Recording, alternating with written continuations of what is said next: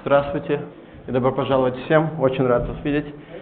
Я буду говорить на такую тему Enterprise, Sales, Marketing.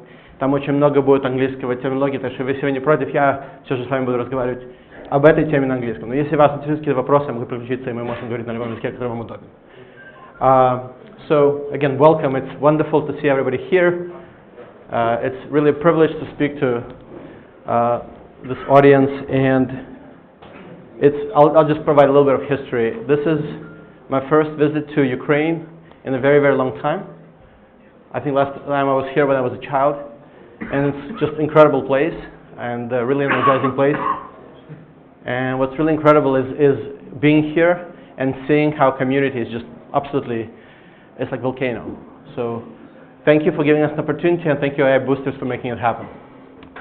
Absolutely. So the topic today is AI, enterprise challenges and opportunities. Definitely a very broad topic. Definitely I would welcome any questions whatsoever. But before we start, can I ask by show of hands, how many people here are building products or doing something around products in consumer space? Can you please raise your hand? Terrific. What about folks who are building something in enterprise space? Wonderful. So roughly half and half, maybe a little bit more of enterprise. So I'm really excited to share what we have in mind here. So a key part of our conversation here is going to be around enterprise versus consumer, but I'll definitely focus on enterprise. Maybe the very first thing to say is, how large is the opportunity in enterprise? Well, the opportunity in enterprise, some people estimate it as large as $250 billion, specifically in enterprise software. And that's per year of revenue. That is how much people can be selling. Some people even estimate that if not now, very, very soon, we could be reaching $500 billion and even more. The place, that space, that domain is incredibly saturated with very large players that you all have heard of. Whether it's a company that I used to work for, Workday, focusing on HR software, or it's a company like SAP, Oracle, they all have been dominant players in enterprise for a while. And what they have built systems of record, large, complex databases that store information, transactional information. The second question is, what was it built for? If it was built for teams of analysts to sit there, spend a month, run a report, and feed that report to some executive so they can understand what has happened. But at this moment, we've reached such a point in time where we have so much data and so much complexity, so many ways to pivot it, that AI seems like a natural option to illuminate what is going on in the data. And once we illuminate, hopefully we can actually make people a lot more productive, a lot more effective. So today, I'd like to kind of start from the space that People.ai is focused on, that's B2B sales. More broadly, it's a question of B2B go-to-market, but we don't have to get into those details. Highlight some of the AI challenges in the world of enterprise, and then actually talk about our stack and how do we address some of those challenges. So to the questions that we've heard earlier around, well, what does your product do? How does it accomplish these goals? We'll actually walk through the stack. We'll talk about what kind of happens at high level. Sometimes we are not going to get into details, but please ask questions, and we'll go from there. All right. So we wanted to illuminate a little bit how big of the problem we are solving here. So we had to ask a question. How many salespeople are there? Well, before we answer a question of how many salespeople are there, let's try to answer a question, how many software developers are there who write software of scalable caliber, right? Can anybody guess how many software developers are there in the United States of America? And the reason I'm quoting that one is I actually have Bureau of Labor Statistics specific numbers that can actually tell us how many software developers are there. For the world, it's a little bit more difficult. Any guesses? 400,000? Okay. 1 million, okay. 20 million. All right. 100K. Okay, well, actually, what's interesting is that it's about 1.5 million developers. People who actually write code. There are obviously a lot of people around them in their ecosystem. Some people customize it, some people deploy it, some people work with customers. The ecosystem is much larger. It could be several million people. Now, in comparison, number of enterprise B2B salespeople. Any guesses how many there are? 10 times more. Okay, that's a reasonable guess. Any other guesses? 10 million. 10 million, okay. Well, what we learned from drilling into some numbers is the number conservatively could be estimated at about 2 million people. But some other numbers seem to show us that it's as high as 7 million people. So we're talking about quite a number of people that require help. Just to call out, there are a lot of people in sales who do over-the-counter sales. You know, you go to a store, they sell you shoes or something. We're not counting those people here. These are the people who do B2B sales. They reach out to other companies, they have conversations, they sell their product, they promote it. We'll talk about it in just a second. So that's the number, and that's roughly the number of people we'll be serving in the US. You can probably multiply that number by 3, 4, and you could capture the entire world, maybe. So now let's talk about it. Our customers basically are folks who are focusing on the sales. Some of them are focusing on sales to enterprise customers. These are very large, very famous names like Google. We all know about them. And there are not that many of them. Others focus on mid-market customers. These are still very healthy, robust companies that make hundreds of millions of dollars a year. And there are thousands of those companies around the world. And some folks are focusing on selling to small and medium business. They can go from 10 people shops, 100 people shops. They don't make that much money, maybe revenue of a couple of $1 million a year. They're still incredibly valuable. You still want to sell to them because they need points of sales systems, they need accounting systems, they need all sorts of things, right? And we want to sell to them. And these are our customers. But now the question is, who are our users? So customers are companies. The users are people who work for those companies, members of the sales team, members of the marketing team. And broadly, that category of folks is known as go-to-market teams. Marketing, sales, customer support. So now let's try to understand a little bit, how does sales work? First, before talking about how B2B sales work, I just want to give you a very simple analogy. How do we buy something in the consumer world? Let's say I want to buy a car. I intentionally chosen this very fancy car that consumes too much gasoline, but just to make the point. So how do I buy a car? I go online, I look for 5 cars, I see which one has more stars, maybe I read some reviews, I'm happy, a few clicks, I apply for financing if I don't have the money, get a loan. Bottom line is, a few clicks later, I have a car. I'm done. I didn't really have to talk to anybody. I could have gone to a dealership, talked to them, they would have sold me a car. Very simple. In contrast, let's look at how enterprise sales work. It's a lot more involved. So the players. You have a seller. Let's say it's a company I used to work for called Workday. They make software for human resources, keeping track of people, their salaries, their taxes, all that kind of stuff. And you have a buyer. Let's say it's a company Foursquare. On the seller side, you have a database system that is generally referred to as a CRM, Customer Relationship Management. We keep track of everything that's going on, all the deals, all the transactions, all that stuff. So here is an example of a Salesforce, very famous company in that space, CRM, one of the companies that we integrate with right now. So what happens first? Let's meet Bob.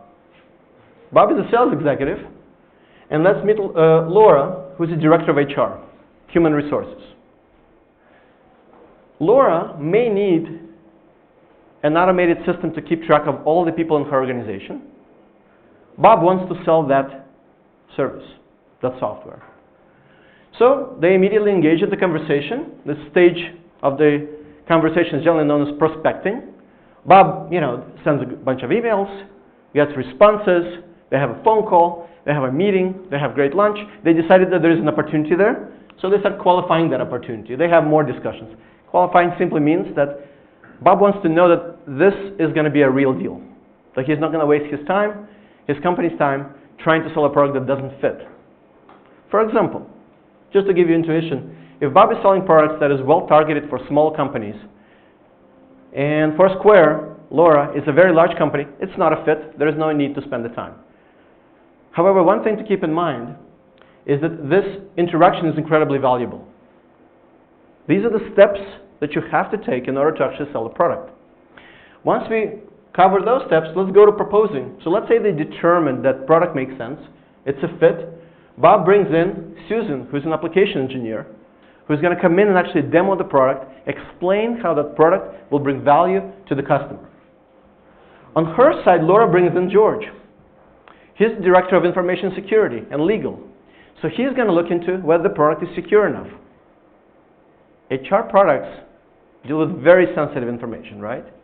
You don't want your personal information, your credit card, your bank account numbers to leak anywhere. So obviously, the director of security has to be there to ensure that the product makes sense. and also to ensure that it's compliant. So if there is a law like GDPR, for example, you have to ensure that this product has the right controls in place to handle GDPR requests and all that stuff.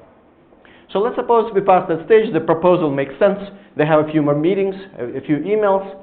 Notice, by the way, I failed to say that in the same time, on the seller side, we're populating information to CRM. We're noting down, first we had a sales lead, then we made it a sales contact.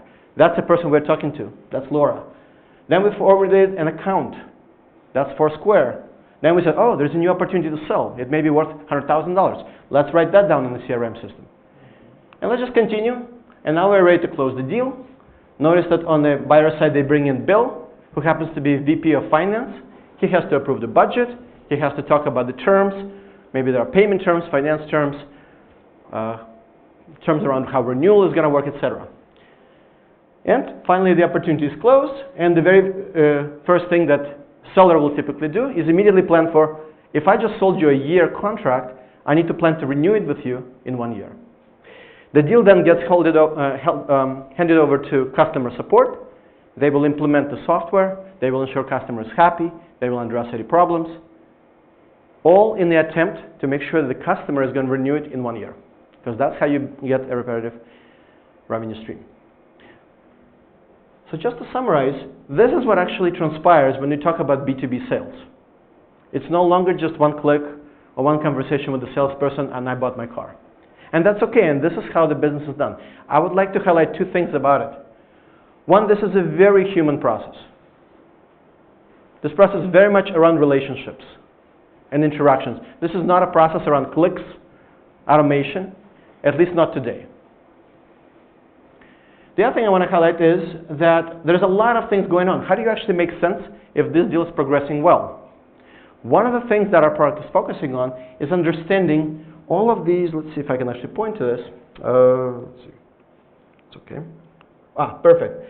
All these interactions that have transpired, the phone calls, the meetings, the emails, and a lot more, what was going on? Was the deal always going great? Or was it in jeopardy somewhere around here? And that's why they decided to have 4 meetings. First meeting maybe was a failure. The buyer said, absolutely not. We do not like this product. You don't meet our security guidelines. Maybe what they had to do is have a second meeting, bring back some demonstration and explain how the product is actually valuable, and so on and so on and so on. We don't have to get into details of sales, but what I want to make sure that share with you is that this process is highly complex and goes up and down. We want to make sure that salespeople, their managers, their VPs understand how various deals are doing. And the way it starts is our product is basically going to look at all of that activity that is transpiring between people. It's going to try to understand what this activity is all about, what kind of sales deals this activity is about. And we'll get into product in just 1 second. And from there, it's going to judge how well we are actually progressing with the deal and what can be done to improve it. Let me take a little pause here. That's what's going on. Just to summarize, without getting into any of these details, I just talked about the sales part of the flow. There is also marketing. We can talk offline. There is also customer success. If you sell it, you must make sure the customer is successful, product works for them, all that stuff. What's interesting about this entire process is it's governed essentially by playbooks, at least in a sophisticated, mature company. Playbook is like a sequence of steps.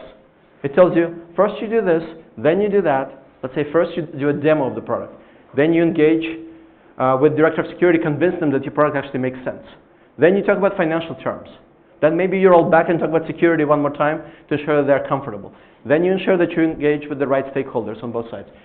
This whole dance, and it's truly a dance in some sense, is what's transpiring here, and this is what's governed by those playbooks, and this is what you're seeing through a collection of those activities, the emails, the phone calls, and more and more. So let's go next. Let's get into a little bit of what we're doing, AI in enterprise, AI in People.ai.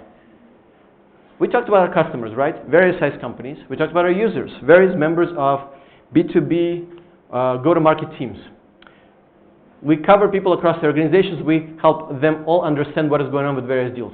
What is our goal? We would like to map all of those activities into the actual deals that are transpiring, into the actual contacts, leads, and so on, that are happening and are captured in your CRM system. Once we capture that all information, we have a lot of context. Email by itself doesn't tell you much. Well, this person says, let's have lunch, and the other person says, no, I'm actually talking to your competitor. By itself, that's alarming, but that's not enough. If you understand what deal are they talking about, what competitor are they talking about, why is that actually competitor, you can actually do something proactive, like deploy anti-competitive literature and say, you know what, you think that product is great? No, absolutely not.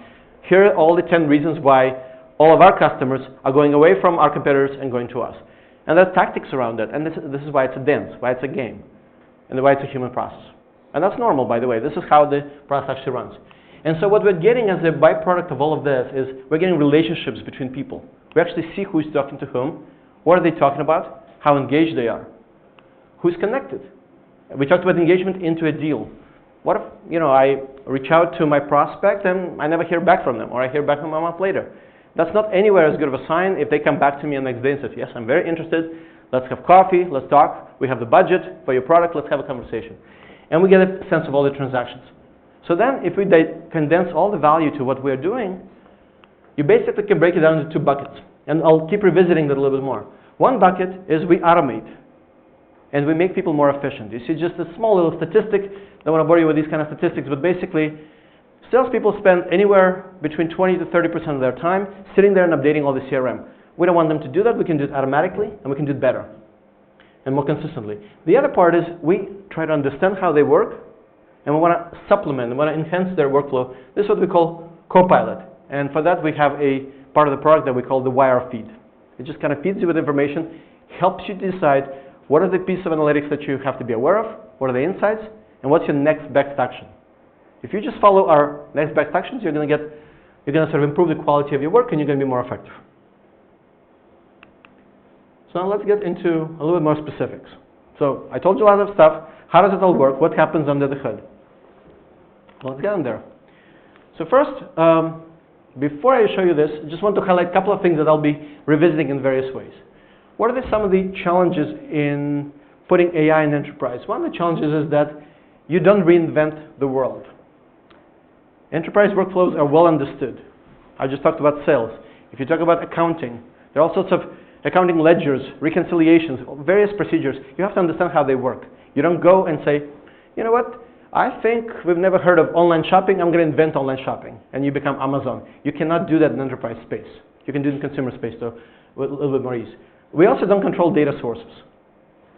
We integrate with third-party systems that already exist. They've been collecting data for 15, 20, 30 years in some cases. We have to figure out how to work with them. And because you're talking about professionals in those fields, you have to make sure that they understand what you're showing them. You can't just give them some number like, well, your deal has 48% chance of being successful. What does it mean? Why? I need an explanation. And last, I'm going to highlight, and I'm intentionally making it slightly funny, I call this small data. When you think about the kind of levels and volumes of transactions that you're going to see in in consumer, millions of users, billions of transactions. Great numbers for data science because we have plenty of data. How about enterprise? Let's take a big company, 100,000 people company. How many people are in sales there? 5,000. 5,000 is a great number, but it's not a very big number. Take like a smaller company, 30 salespeople, 100 salespeople, maybe 200. We're talking about very different numbers. The other question is, how many deals are they going through a year? Maybe 2,000 deals, 3,000 deals if it's a larger company, not millions. So we have very, very different scales to think about. So let's dive into what's going on. Here's a big diagram, and I'll walk you through all the details. You don't have to sort of memorize it all. Let me start from on the left-hand side. We have 2 kinds of third-party systems that we integrate with. One is business activities, emails, phone calls, messages. You already kind of inferred that before. And the other one is collections of business objects. Those are the CRM systems, right?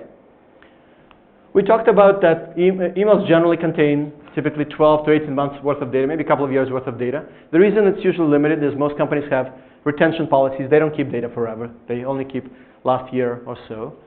On the bottom, on the other side, when we talk about systems of record, these are databases that contain very valuable company-specific, domain-specific information. They will show you all the transactions typically for the deals over multiple years. Incredibly valuable for the company. So we integrate with that. So what happens next? Let's talk about the ingest step. This is where we manage those data sources. We integrate with them first. We'll look at the quality of data that we actually receive. We try to interpret it. And where it makes sense, we normalize it. Now, many of you have a lot of experience in AI, data science, machine learning, and so on. And you know that garbage in will equal garbage out, right? So if you don't worry about your data quality from day one, that's going to be a problem. This is where we start worrying about it. We start by monitoring it. We start understanding when something doesn't follow a certain profile and deal with it proactively. So that's a little bit about ingest. I'll kind of go through every block and speak through it a little bit. Let's talk about what happens in the next block, what we call extract and enrich. And I'll actually show you a very concrete example. This is actually a screenshot of an email. I'm not expecting anybody to read this. Don't worry about it. I'll walk you through it.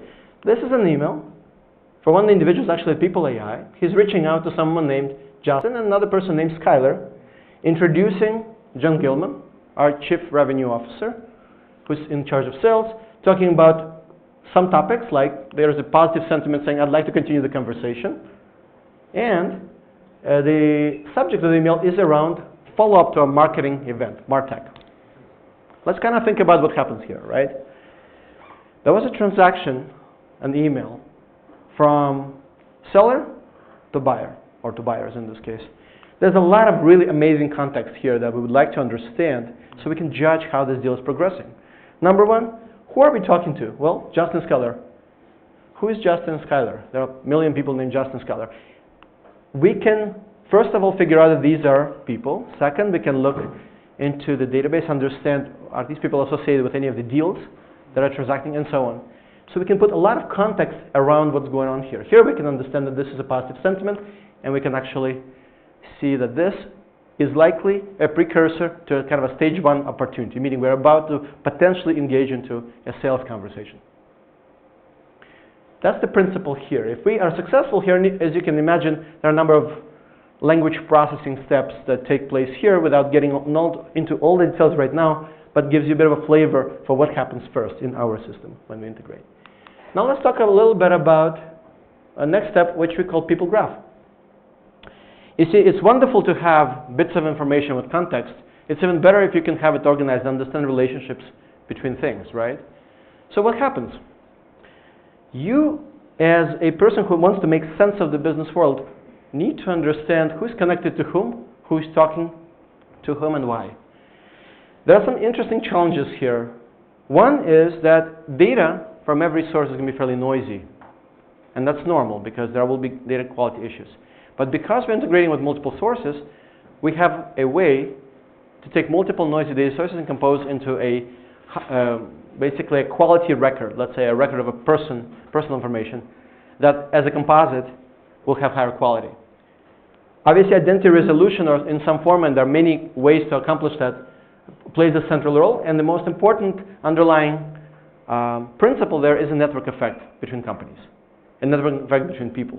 So in a sense, this is a fairly normal process that we've learned to benefit from in consumer world, right? If I'm buying, I don't know, shoes, other people like me may be buying pens, I may get that recommendation. That's something we already all used in consumer world. Here's a place where we are building a process where we can take advantage of the network effect in a very proactive way. We can understand that information from every source is incomplete, noisy, problematic, but together we can actually compose a more confident record. Last thing to think about is not every company is thrilled that their information is, as we call it, commingled with their potential competitors. Not every company likes that, and some of them will actually put contracts in front of you. And for example, if I were to draw from experience of my previous company, Workday, this was a very serious issue. Workday solves HR product. It's incredibly sensitive information.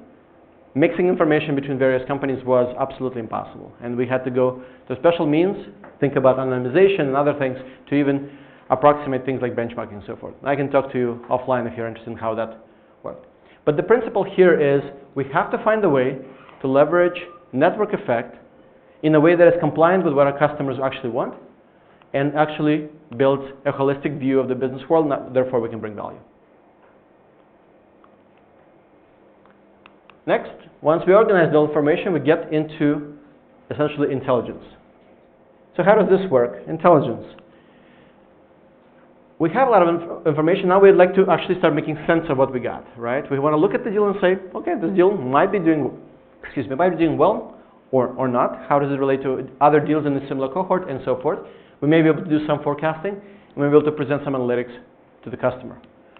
The important thing to keep in mind here is that you're not going to get a consistent experience, or it's not going to be possible to give every customer a consistent experience. Why is that? Some customers have a lot of data. It's of wonderful quality.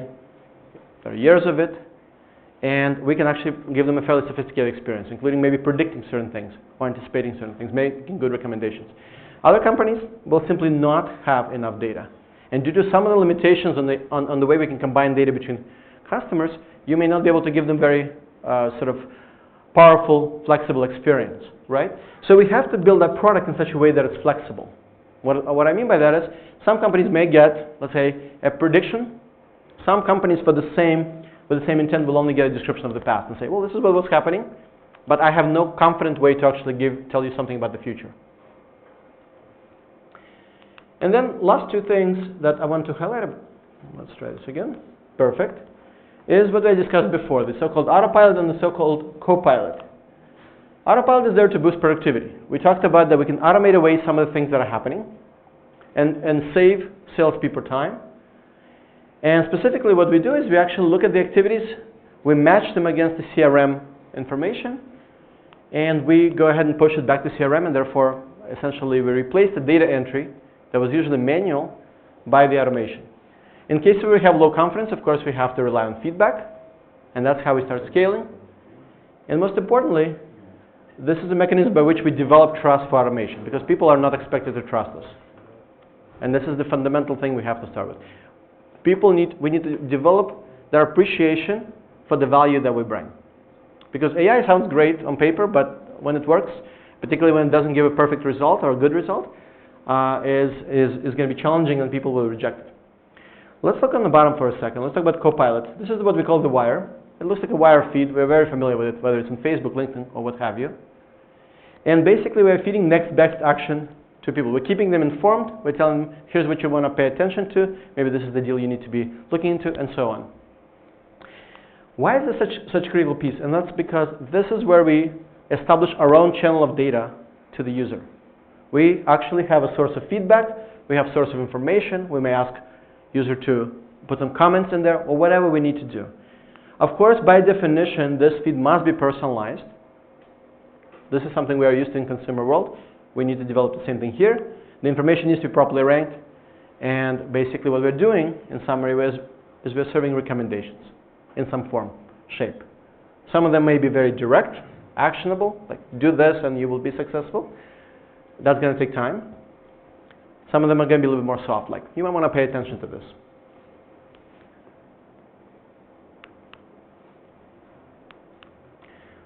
So, kind of my conversation is coming to an end. Let me go ahead and revisit where we started. There are 4 key challenges in the world of sales. In the world of enterprise and AI. One is the fact that we're talking about established processes. We can't reinvent the use model. So we have to embed ourselves into it. There's no control over data sources. Explainability is incredibly important. And last but not least, we're not dealing with a lot of data. And here are some of the ways that we are approaching them. As I've said, we have an approach which we call wire feed. The whole intent is I'm not going to change the way people work. I'm going to sort of be their personal assistant. I'm going to make them more effective. We definitely do what we can to leverage cross-customer network effect, manage data quality proactively, adapt the user experience, and finally, whatever we can, and these are 2 things that are very related, we decompose analysis into the chunks that people can understand. Just to give you an example that I already mentioned before, if I were to tell you this deal has 48% chance of being successful, useless. If I were to say, you might want to actually add director of security on the buyer side, go find one, because without his approval, you're not going to close this deal. This is a lot more actionable. Hopefully it gives you a bit of an intuition for how this comes together. And small data always going to be some kind of, going to be a challenge. And the reason it's going to be a challenge is that we don't have enough data, and sometimes we have limitations of how we can mix it with the data of other companies. And there are various customizations we'll have to do. We may have to even sort of, rather than focusing on one general model, talk about building kind of per customer models and so forth. I think I already said all those things. Thank you very much. I would love to answer any questions.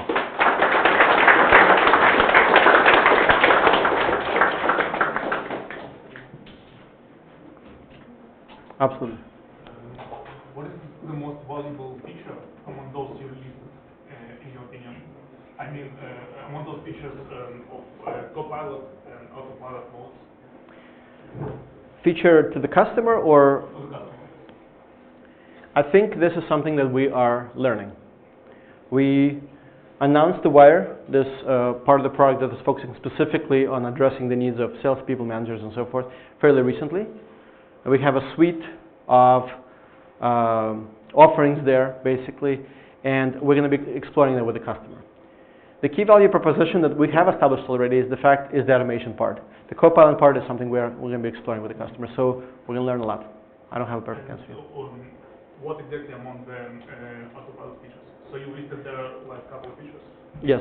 So if we go back here for a second, let's see if it lets me do that. Okay. The fundamental piece of an Autopilot feature is that we are able to take all the activities that we see, we are able to match them to the systems of record, essentially, and automatically plug that back into the CRM. This takes away 30% of time and frees it up for salespeople to focus on sales.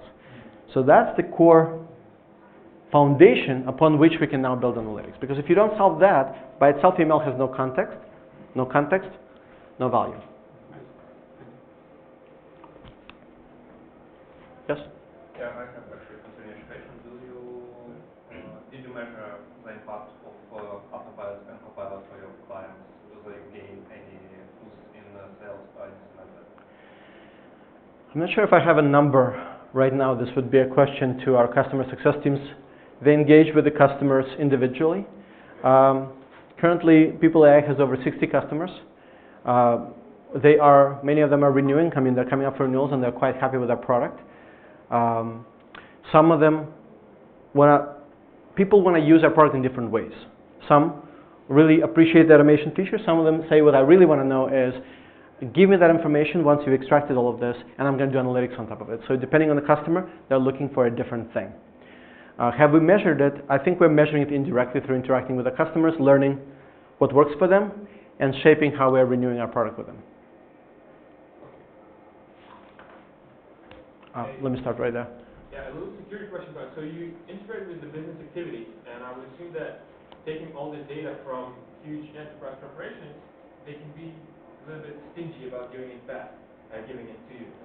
Yes. How do you handle that? I think this is... Yeah, go ahead. They have cases where they only gave you like a part of the data or inconsistent data. Yes, we have had those cases, and that is a challenge. But that is a challenge for any company in this space.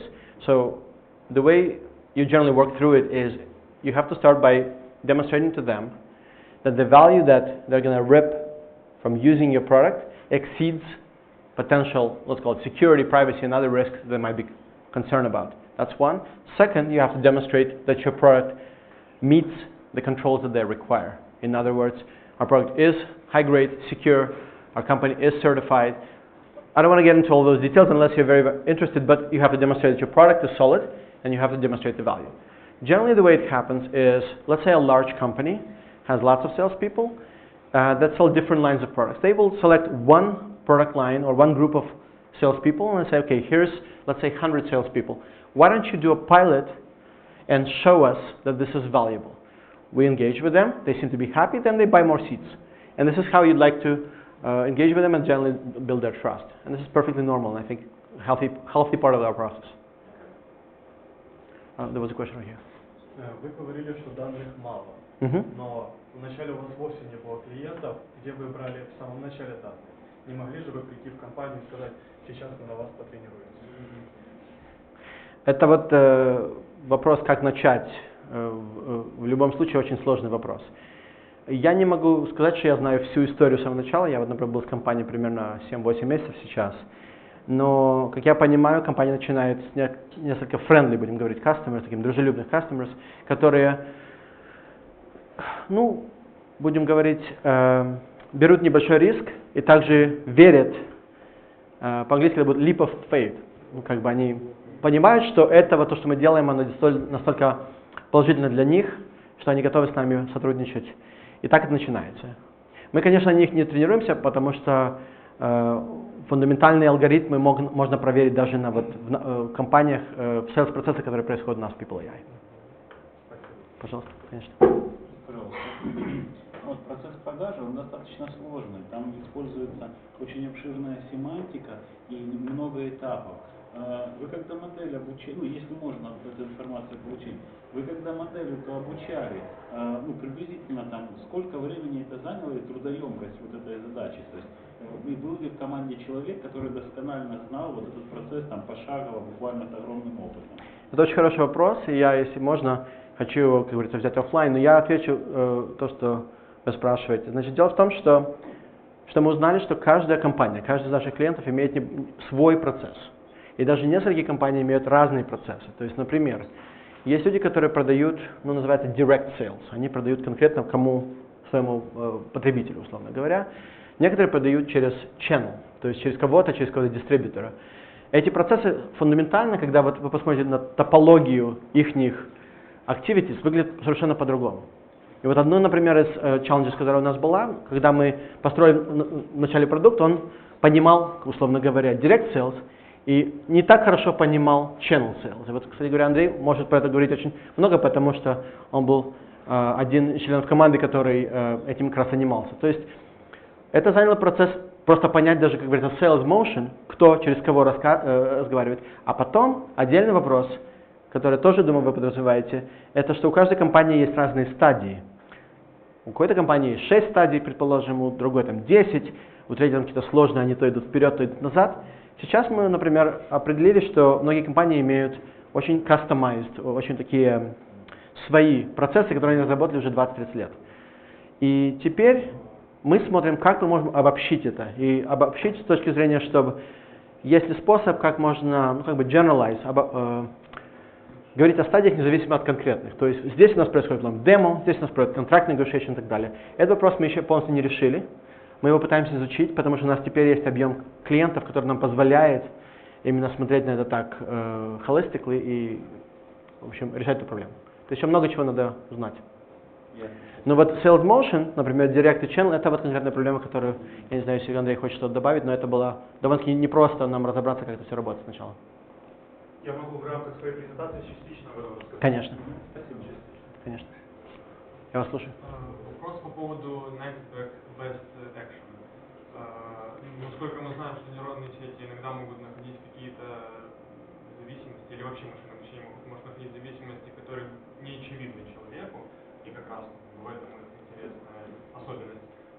Как вы храните ситуации, когда, например, next best action не очевидно, и вообще как вы измеряете уверенность того, что вот порекомендовала система вот это, насколько вероятно, что это действительно надо сделать, или это звучит как bullshit, надо это отменить? Это очень хороший вопрос, и я первое, что скажу, что у нас еще нет полного на это ответа. Объясню почему. Вот это новый наш продукт. Мы, работая очень близко с нашим product management, нашли коллекцию next best actions, которые мы думаем будут работать хорошо с кастомером, мы проверили с кастомером. Мы вот сейчас будем это rollout, и фидбэк — это первый способ, каким ты можешь понять, если хотя бы приблизительно ту информацию, которую мы преподносим, она полезна. Там, конечно, есть разные зависимости, например, как быстро будет uptake этого feature, engagement from customer и так далее, но это процесс, которому надо научиться. И есть еще маленькая bullet point, которую можно добавить, что никогда не надо начинать с очень сложного. То есть, если я хочу поставить такую какую-то карточку, которая сразу даст превосходный точный ответ, вот как мне выиграть какой-то deal, я думаю, что это не будет successful. Надо начать по чуть-чуть. Вот давайте решим проблему, например, вы разговариваете с правильными людьми или нет. Это проще решить, даже проще понять, что я хочу сказать. Потом можно решить другой вопрос, например, кто с кем разговаривает и о чем. У нас есть там, я знаю, competitive problems и так далее. Если ее пытаться решить сразу проблему, я не думаю, что мы будем successful, и более того, мы не сможем научиться, действительно, что работает, что не работает. То есть вот iterative approach, о котором Андрей будет очень много говорить, он фундаментален к этому. То есть вы решаете, передаете ответ next best action, делать ли что-то или не делать, а не что именно делать? Комбинация. Комбинация. То есть мы можем какой-то дать конкретный, условно говоря, совет, в зависимости от дел, который мы видим. Но будет ли он полезен все такое, надо измерить, прежде всего, чем мы будем говорить, что эта карточка полезна. И, конечно, там будут failures, и, конечно, там будут pivots. Надо, как говорится, учиться. То есть это фундаментально. Пожалуйста, еще есть какие-то вопросы? Вопрос по поводу шума в данных. У вас, допустим, есть там 100-200 источников разных, а вы каждый из них очищаете, за что шум тоже может быть разный. Либо мержите все данные, а потом уже пытаетесь найти зависимости. Это уже такая тема, в которой я не могу вникать более сильно, но мы делаем немножко оба. То есть, с одной стороны, мы немножко нормализируем ту информацию, которая приходит, с другой стороны, мы пытаемся, у нас есть алгоритм, который reconcile, условно говоря, как бы сводит это все вместе, в зависимости, как мы доверяем разным источникам. Я бы так объяснил с высокой точки зрения. Пожалуйста. Какую роль в вашем продукте играет человек? Есть ли тот, кто трактует данные, или это полностью автоматизированная система, которая показывает, что делать? И тяжело создать человека. Если тот, кто трактует данные, я не знаю, как лучше на это ответить. Я бы сказал, что как в любой компании, которая зависит от machine learning, мы также зависим от людей в некоторых точках нашего процесса, но вот ту пайплайн, которая была нарисована, она автоматическая. Конечно, анализ результатов, анализ прогресса, как улучшить. Мы, конечно, берем, например, сводим какие-то данные, берем, промаркируем их и далее, и таким образом работаем, чтобы улучшить. А? В трактовке People.ai. В трактовке, я, может быть, неправильно интерпретирую вопрос, но Понимание. чтобы люди помогают, там, дата-операторы, например, помогают, чтобы улучшить наши модели. Так? Но процесс, который вы видите, он полностью автоматический. То есть он может быть не perfect, но он автоматический. Потом мы берем какой-то, скажем, блок, и мы его хотим улучшить, там какой-то NLP блок, предположим, мы его пытаемся улучшить, и таким образом качество результатов получается overall. Пожалуйста. Вроде бы больше вопросов нет. Огромное. Прошу вас. Еще вопрос такой. Вот среди в этом процессе B2B sales, какая часть сделок имеет очень высокий или очень низкий вероятность заключения? Какая часть такая 50 на 50? То есть, наверное, те, которые 50 на 50, там вы можете какой-то... Внести вклад, как говорится. Знаете, я не могу... Сейчас так, я не знаю информацию. Это может зависеть от компаний. Но я не могу так... Просто у меня в данной информации сказать, вот такая-то компания, и вот так можно разделить, скажем, их не сделать на 3 категории. Certain, uncertain и где-то посередине. Я просто не имею ответа сейчас. Надо подумать. А насколько быстро внедряется вот это все? Ну, это коробка какая-то или как-то... То есть какой implementation time? Да. Вот я точно не знаю, но если не ошибаюсь, наш продукт имплементируется за несколько месяцев. То есть мы, когда закрываем сделку с клиентом, потом наш Customer Success идет, они загружают данные, проверяют, чтобы все было нормально, проверяют качество там, разных алгоритмов. И это занимает несколько месяцев, потом они вроде бы... Если я не ошибаюсь, Андрей, может быть, у тебя есть больше достоинства. Вот этот ступенчатый процесс, он может зависеть в зависимости от сложности, в зависимости от шума данных, в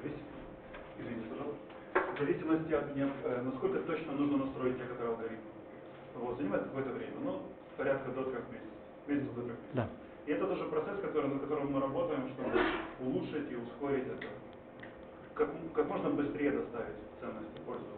Да. А вот сейчас своими силами партнерские компании не планируете? Хороший вопрос. Делать? Очень хороший вопрос. Мы работаем над этим. Да, у нас то есть когда с точки зрения sales, мы тоже, как и другие компании, скажем, channel sales, partner sales, мы тоже развиваем наши партнеры и разные компании. Большие компании, мировые интеграторы, Да. с которыми мы рассматриваем возможность сотрудничества, чтобы с их помощью доставлять больше ценности нашим клиентам. Я вас слушаю. У нас есть время, я просто не хочу, чтобы Прошу вас. Быстрый вопрос. Пожалуйста. Когда вы имплементируете People.ai, всегда результат сразу виден и понятен, и клиент чувствует, что да, People.ai принес какой-то профит, или как-то вы объясняете клиенту, что вот на самом деле вы получили от нас профит, вы просто еще его не заметили. Или вы там говорите сам через Или он приходит со временем, когда обучится машина. Я думаю, что я не лучший человек отвечать на этот вопрос, потому что это вопрос customer success. Это, конечно, как всегда, вопрос комбинации технологий и комбинации positioning. Но у нас, как я вот рассказывал, есть несколько как бы независимых, условно говоря, tracks, где мы приносим пользу. Первое — это automation. Это компании видят on day one.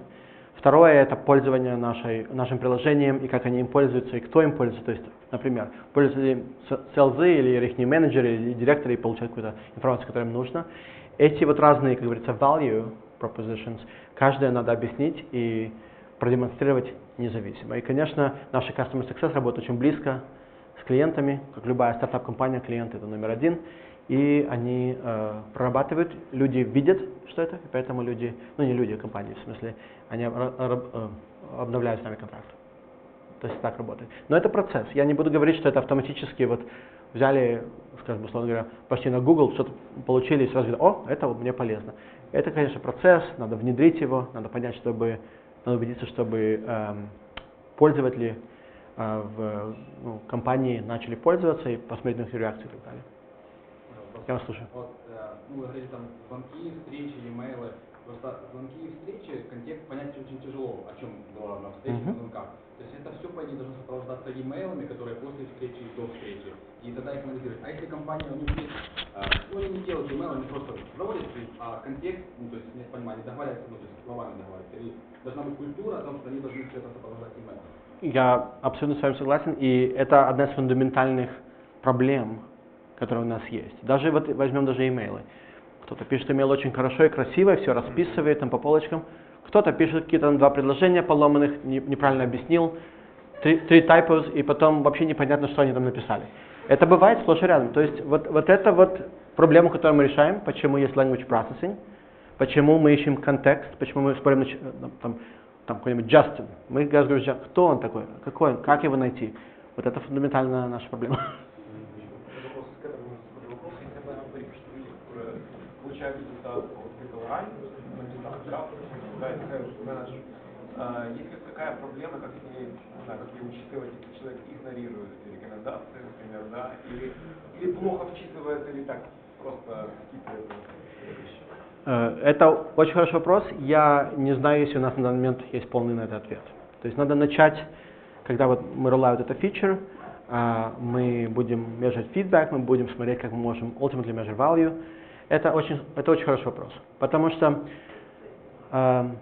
тут есть еще и такой почти что философский принцип, что хотя мы хотели бы идеально подключиться прямо к человеку, условно говоря, в вену и знать все, что он делает, или у него в мозге, просто знать все, что он делает, все, что он думает, тогда мы полностью могли бы определить, как процесс идет, по-настоящему у нас этого нет.